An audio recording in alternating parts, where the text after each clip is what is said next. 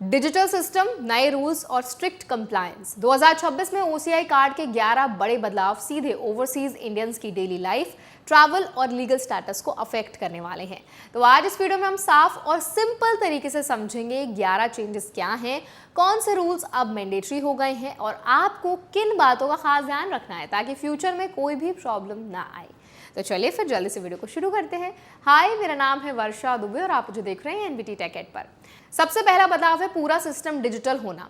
अब ओसीआई से जुड़ा हर प्रोसेस, चाहे रजिस्ट्रेशन हो या रिनाउंसिएशन, सिर्फ ऑफिशियल पोर्टल के थ्रू ही होगा। पहले जो ऑनलाइन और फिजिकल का मिक्स प्रोसेस था उसे पूरी तरह खत्म कर दिया गया है, यानी अब कोई भी ऑफलाइन सबमिशन नहीं चलेगा। अब आते हैं दूसरे बदलाव पर। दूसरा बड़ा बदलाव है ई-ओसीआई का इंट्रोडक्शन। अब एप्लीकेंट्स को इलेक्ट्रॉनिक ओसीआई भी मिलेगा जो ट्रैवल और इमिग्रेशन क्लियरेंस के लिए वैलिड होगा। इसका मतलब यह है कि फिजिकल कार्ड अब जरूरी नहीं है, हालांकि रिक्वेस्ट करने पर आपको ये मिल सकता है। अब आते हैं हमारे तीसरे चेंज पर, जो है बायोमेट्रिक कंसेंट से जुड़ा। अब ओसीआई अप्लाई करते समय एप्लीकेंट्स को अपना बायोमेट्रिक डेटा शेयर करने की कंसेंट देनी होगी। ये सिर्फ वेरिफिकेशन के लिए नहीं बल्कि future fast track immigration system से जोड़ने के लिए भी बहुत जरूरी है। चौथा पॉइंट फी रिवीजन का है। ब्यूरो ऑफ इमिग्रेशन ने ओसीआई सर्विसेज के चार्जेस अपडेट कर दिए हैं, यानी अगर आप नया ओसीआई अप्लाई कर रहे हैं या पासपोर्ट रीइशू के साथ ओसीआई अपडेट कर रहे हैं तो अपडेटेड फीस देनी होगी, चाहे आप इंडिया में हो या फिर बाहर। पांचवा बदलाव पीआईओ कार्ड स्कीम को लेकर है। अब पीआईओ सिस्टम पूरी तरह खत्म कर दिया गया है और सभी PIO card holders automatically OCI में कन्वर्ट हो चुके हैं, यानी अब सिर्फ ओसीआई फ्रेमवर्क ही वैलिड है।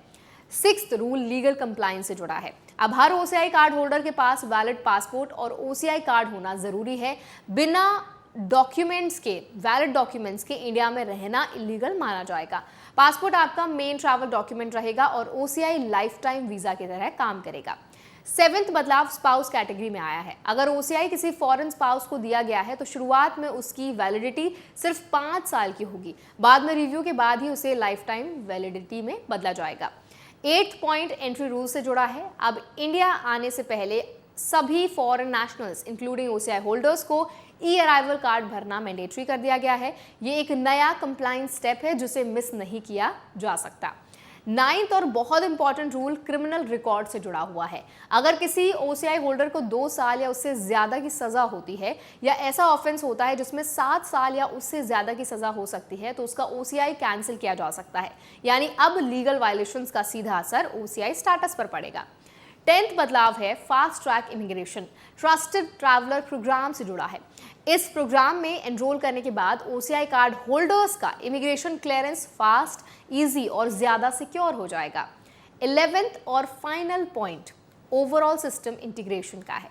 ये सारे चेंजेस मिलकर ओसीआई फ्रेमवर्क को फुली डिजिटल, फास्टर और ज्यादा स्ट्रिक्ट बना रहे हैं, जहां हर स्टेप डॉक्यूमेंटेड और ट्रैक्ड रहेगा।